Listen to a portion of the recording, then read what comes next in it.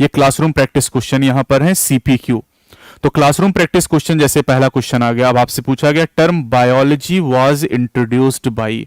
अब आप इसका आंसर कर लो। ऐसी डेली बेसिस पर 15 20 25 सवाल मैं करा दूंगा और इतने ही सवाल आपको प्रैक्टिस करने के लिए दिए जाएंगे। ओके, तो टर्म बायोलॉजी किसने दिया था? लैमार्क एंड ट्रेविरेनस ने। लैमार्क और ट्रेविरेनस ने बायोलॉजी टर्म इंट्रोड्यूस किया था, लैमार्क एंड ट्रेविरेनस, यानी सी आंसर हो गया।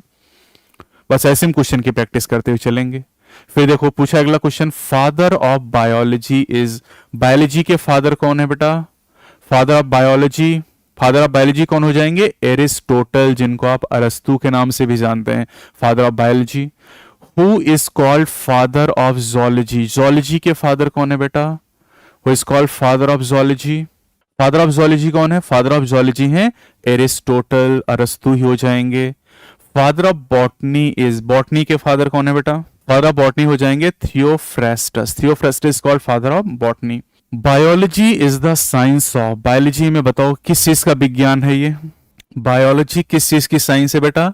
यहां पर हम लाइफ फॉर्म के बारे में पढ़ाई करते हैं, लिविंग प्रोसेस के बारे में, तो डी आंसर हो जाएगा, बोथ बी एंड सी। मैंने आज आपको समझाया भी है कि biology is the study of the life form and the living processes. ये भी आपका, अब ये डेली प्रैक्टिस पेपर आपको मिलेगा।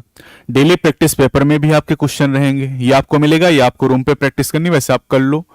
Electron microscope was invented by. Electron microscope का इन्वेंशन किसने किया था? अभी मैंने आपको समझाया है। Electron microscope was invented by, कौन हो जाएंगे इसमें? Yes, Knoll and Ruska. Knoll and Ruska ने इलेक्ट्रॉन माइक्रोस्कोप का इन्वेंशन किया। Who first saw and describe a live cell. जिंदा कोशिका को पहली बार किसने देखा था? हाँ, लिविंग सेल को पहली बार किसने देखा था? एंटोन वॉन लीवेनहॉक ने। एंटोन वॉन लीवेनहॉक ने सबसे पहली बार लिविंग सेल को देखा। लीवेनहॉक सिंपली भी आप याद रख सकते हैं। Which of the following is incorrect about cell. Cell के लिए कौन सी चीज गलत है? ये मैंने आपको पढ़ा है, चलो पढ़ते हैं, जरा देखते हैं। पहला ऑप्शन लिखा है कि unicellular organism are capable of independent existence.